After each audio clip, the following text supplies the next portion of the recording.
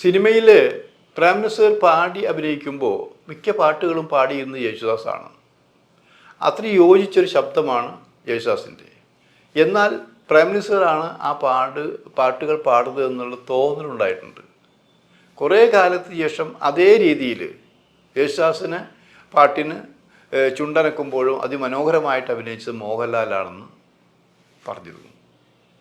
ഇപ്പോഴിതാ ഏറ്റവും മനോഹരമായിട്ട് മോഹൻലാലിൻ്റെ ശബ്ദം ചേരുന്നത് വേറൊരു പാട്ടുകാരനാണ്.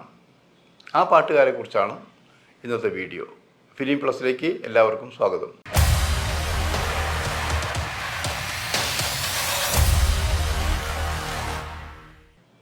സിനിമ ഒരു കൂട്ടായ്മയാണ്, നാടകം അങ്ങനെയല്ല.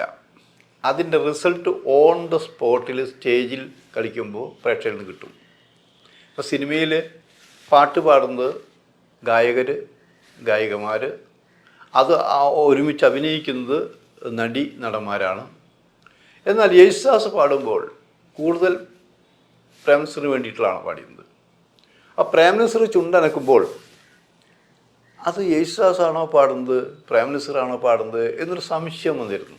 ചില പാട്ടുകളൊക്കെ പ്രേം നസീർ തന്നെയാണ്. അത്രയും രണ്ടുപേരുടെയും ശബ്ദം കൊണ്ട് അത്രയും അഭേദ്യമായ ബന്ധമുണ്ടായിരുന്നു. പല നടന്മാർക്ക് വേണ്ടിയും യേശുദാസ് പാടിയിട്ടുണ്ടെങ്കിലും പിന്നീട് നസീറിൻ്റെ ആ ഗുണം വേറെ നടന് കിട്ടിയിട്ടുണ്ടായില്ല. എന്നാൽ പിന്നെ നമ്മൾ കാണുന്നത് മോഹൻലാൽ പാടി അഭിനയിക്കുമ്പോഴാണ്. മോഹൻലാൽ പാടി അഭിനയിക്കുമ്പോൾ അത് യേശുദാസാണോ പാടുന്നത്, പാട്ടുകാരൻ കൂടിയായ മോഹൻലാലാണോ പാടുന്നത്, ഇങ്ങനെ സംശയം പ്രേക്ഷകർക്കുണ്ട്. അത്രയും മനോഹരമായിരുന്നു. പക്ഷെ ഇതൊരിക്കൽ യേശുദാസിനോട് ഇതിനെക്കുറിച്ച് ചോദിക്കുകയുണ്ടായി.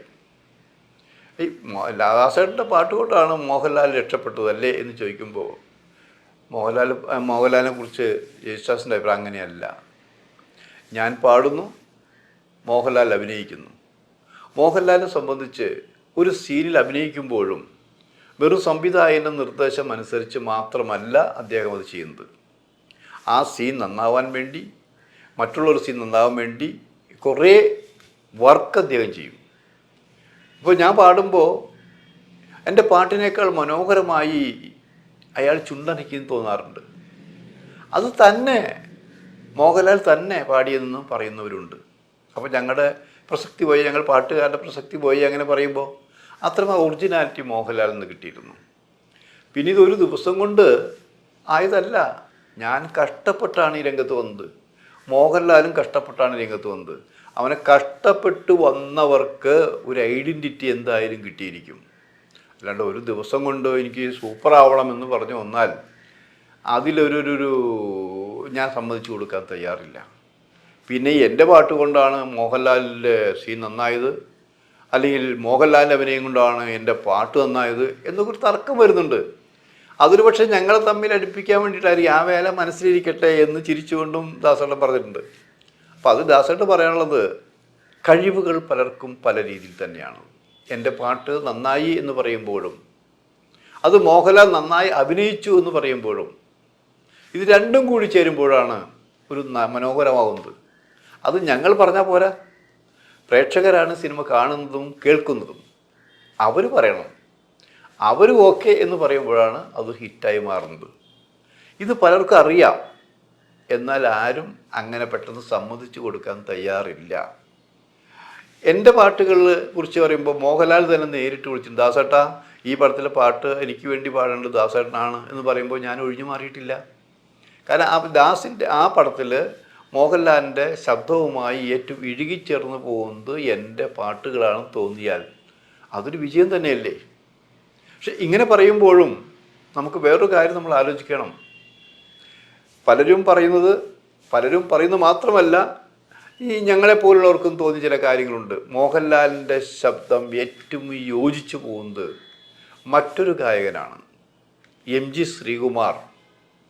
ശ്രീകുമാറിൻ്റെ പാട്ടുകൾ ശ്രദ്ധിച്ചിട്ടുണ്ടാവും. കാരണം പ്രത്യേകിച്ച് യേശുദാസ് തിരക്ക് ഉള്ളപ്പോഴും അമേരിക്കയിൽ താമസമാക്കിയപ്പോഴും പെട്ടെന്ന് വരാൻ സാധിക്കാത്തപ്പോഴും MG ശ്രീകുമാറാണ് ലാലിൻ്റെ മിക്ക പടങ്ങളും, ഒരു 95% പടങ്ങളും ലാലിന് വേണ്ടി പാടിയത് MG ശ്രീകുമാറാണ്.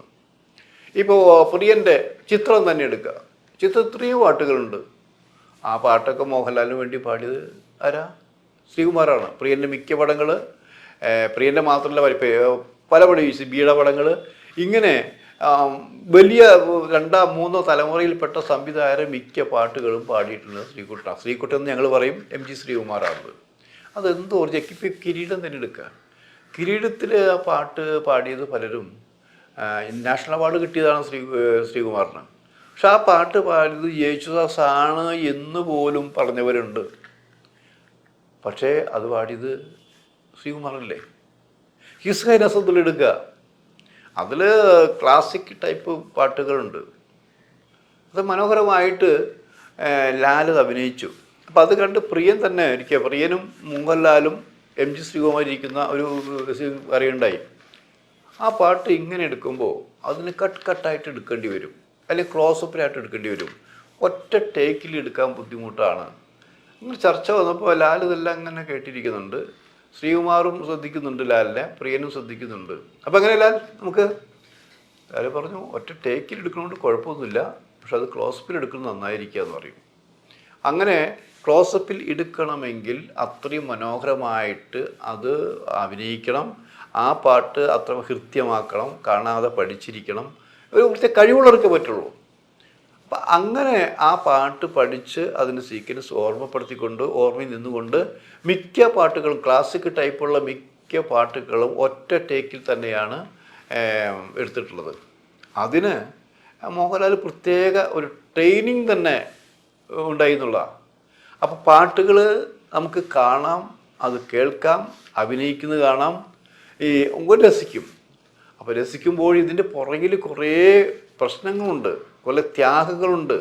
അപ്പം അത് പലരും ആലോചിക്കാറില്ല. ആ പാട്ട് കൊള്ളാം, അതിൽ മോശമായി, ഈ അഭിപ്രായത്തിലാണ് പലരും ഉറച്ചു വെക്കുന്നത്. അപ്പോൾ അത് മോശമാണെന്ന് പറയുമ്പോൾ എന്തുകൊണ്ട് മോശമായി, അല്ലെങ്കിൽ നന്നായി എന്ന് പറയുമ്പോൾ എന്തുകൊണ്ട് നന്നായി, അതിന് കുറേ ഘടകങ്ങളുണ്ട്. സംഗീതം നന്നാവണം, പിന്നണി നന്നാവണം, പിന്നോട് ചേർന്നുള്ള ഓർക്കസ്ട്ര മനോഹരമായിരിക്കണം, അത് അഭിനയിക്കുന്ന നടന് നല്ല മൂഡുണ്ടായിരിക്കണം, ലിപ് മൂവ്മെൻറ്റ്സ് കറക്റ്റായിരിക്കണം. അത് പ്രേക്ഷകരെ പറ്റിക്കാണ്. സിനിമ എന്ന് പറഞ്ഞാൽ എന്താ, ഇരുട്ടിൽ കാണിക്കുന്ന വെളിച്ചത്ത് വരുന്നൊരു പ്രക്രിയയാണത്. പ്രേക്ഷകരെ പറ്റിക്കുന്നതാണ് സിനിമ എന്ന് പറഞ്ഞ സത്യമുണ്ട്. അപ്പോൾ പ്രേക്ഷകരെ പറ്റിച്ചുകൊണ്ട് അവരെ വിശ്വസിപ്പിക്കാവുന്ന കാര്യങ്ങളാണ് ചെയ്തുകൊണ്ടിരിക്കുന്നത്. അത് മനോഹരമാക്കിയില്ലെങ്കിൽ, ഒറിജിനാലിറ്റി ഇല്ലെങ്കിൽ പാളിപ്പോകും. അങ്ങനെ പാളാൻ പാടില്ല. അപ്പോൾ നമ്മൾ പറഞ്ഞു വന്നത് ഇങ്ങനെയാണ്. മോഹൻലാലിൻ്റെ ലിപ് മൂവ്മെൻറ്റ്, മോഹൻലാലിന് വേണ്ടി ശബ്ദം ഏകദേശം യോജിച്ചു പോകുന്നത് ലാലാണോ പാടിയത്, ശ്രീകുമാറാണോ പാടിയത് എന്ന് സംശയിക്കുന്ന തരത്തിൽ കൂടുതൽ പാട്ടുകളാണ് ശ്രീകുമാർ പാടിക്കൊണ്ടിരിക്കുന്നത്.